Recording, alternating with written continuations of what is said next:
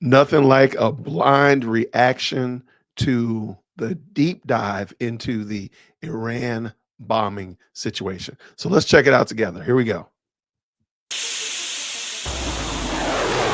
The U.S. launched around 125 aircraft to strike Iran's three main nuclear sites, Fordo, Natanz, and Isfahan. The tip of the spear were six B-2 Spirit bombers, which took off from Whiteman Air Force Base in Missouri on the morning of June 21, 2025. In addition, around 30 cruise missiles were fired from U.S. nuclear submarines submerged in the region, hitting the underground nuclear enrichment facilities one after another. It might sound straightforward, but it's far from simple. These aircraft are massive fuel guzzlers and rely heavily on aerial refueling support to complete such long-range missions. And here's where it gets even more complex. The KC-135 Stratotanker aircraft, responsible for mid-air refueling, don't operate alone. They require protection provided by F-A-18 electronic warfare squadrons that escort the tankers and also help shield the B-2 bombers from detection and attack. More detail all in the video ahead. The mission begins in the quiet hours before dawn at Whiteman Air Force Base in Missouri, where the B-2 Spirit prepares for a flight that will span continents. While the stealth bomber is capable of flying non-stop with aerial refueling, pilot fatigue is a major consideration. To mitigate this, the U.S. has strategically positioned Allied air bases in Qatar, closer to Iran, and on Diego Garcia, and possibly forward operating bases such as Anderson Air Force Base in Guam, one of the most strategic U.S. military bases in the world. By redeploying several B-2 Spirit bombers from the 509th Bomb Wing to Diego Garcia, the U.S. ensures a secure launch point for operations across the Middle East, Africa, and the Indo-Pacific. A carefully calculated military strategy that enhances both survivability and operational reach. But they were also escorted by aircraft carriers and submarines. Across the Arabian Sea, F-A-18 Super Hornets and E-A-18G Growler launch from the decks of U.S. carriers, their roles already defined. This is a massive undertaking. The fact that they were able to do this quietly, we got to give them props for this. This is crazy. I wonder how many actual bombers, jets, subs, and ships were all involved in this, besides just personnel in general. That's crazy. They were able to do this without anybody knowing. Will clear a path through Iran's air defenses, while others will guard the tankers that keep the entire operation airborne. And the tankers. KC-135 Stratotankers, laden with fuel, loiter in friendly airspace over Saudi Arabia, but crews aware that their unglamorous task could mean the difference between triumph and catastrophe. As the B-2s lift off, their jagged silhouettes blend into the night sky. Stealth is their shield, but distance is their enemy.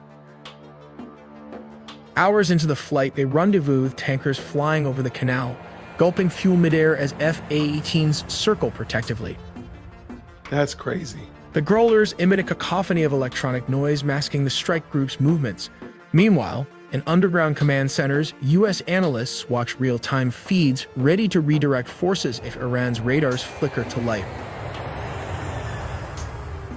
Crossing into Iranian airspace is no easy task. The B-2s must climb to an extremely high altitude, their routes meticulously plotted to avoid known missile sites. Below the landscape, a vast stretch of mountains and deserts offers little cover, but the bombers' radar-absorbing skin helps them slip past enemy detection. As the targets come within range, the crews face a critical decision. Launch standoff missiles from hundreds of miles away or descend to drop bunker-busting bombs directly onto fortified sites. There are different bunker-buster bombs of different caliber. Okay. This is, and maybe we should go watch the bunker buster bomb video, because these are amazing pieces of technology.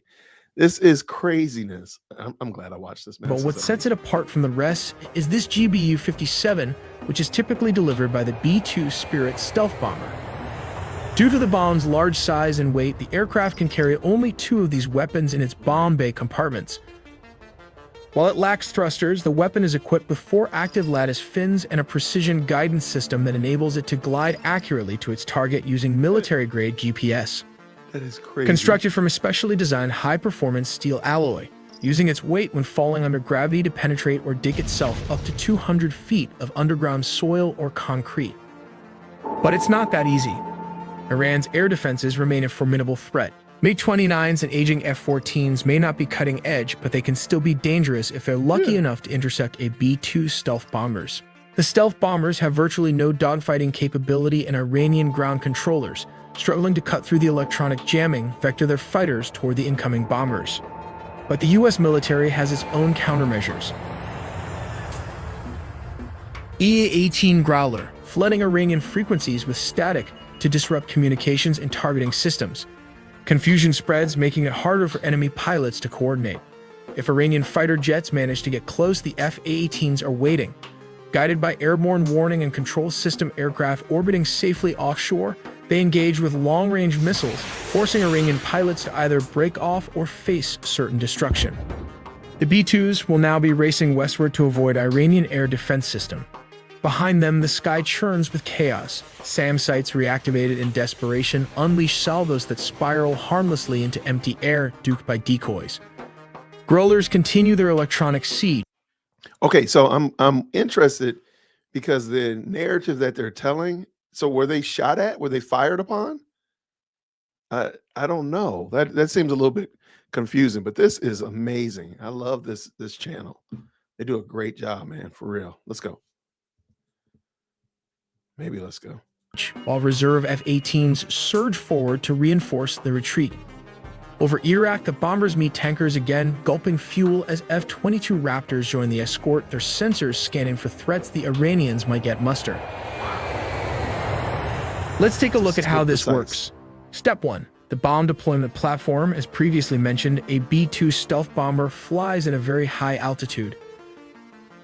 When the aircraft reaches the designated location and the conditions are optimal, it releases the weapon. The bomb is designed for precision, and the deployment height plays a crucial role in its trajectory and effectiveness. Then step 2 comes the targeting precision. The bomb is outfitted with advanced guidance technology, including GPS and inertial navigation systems, which are military-grade satellites. Then comes step 3, that is adjusting the trajectory. The guidance information and data is then transmitted to the bomb's 4-lattice motors fins located at the rear. These fins can move and adjust in real time, allowing the bomb to correct its course as it descends under the force of gravity. These adjustments are essential because the weapon does not have thrusters to change its trajectory. Instead, it relies on the movement of these fins and a high-altitude drop to control its flight path. This is why the bomb must be deployed from a very high altitude so it has enough time and distance to adjust its trajectory accurately.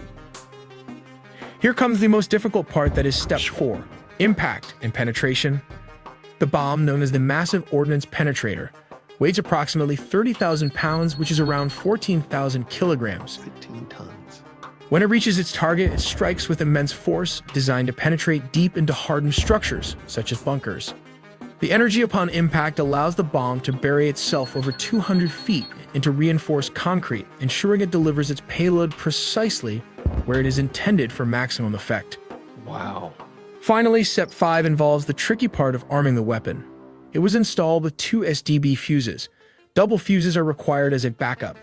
The first is for G-sensing and the second is the time delay fuse. Why the redesign was necessary, it was to ensure that the bomb could strike facilities buried beneath significant layers of hardened material. For this reason, the fuses are placed at the rear of the bomb to prevent them from being damaged. Once the time delay or the G-sensing fuse reaches its destination, it can blow up, creating a mini earthquake that can bury bunkers and 20-story buildings inside. That's crazy. Let's take a look at why Israel has been bombarding Iran's nuclear sites since June 13. Okay. Again, just the fact that so many entities played a role in this and nobody knew about it, that is bananas. That is totally fascinating, man. All right, so let's talk about what Israel's role was in this. Let's back up just a second. All right, let's go. Why Israel has been bombarding Iran's nuclear sites since June 13, 2025, yet has failed to penetrate them, and why the U.S. had to bring in B-2 Spirit bombers to take out these heavily fortified bunkers.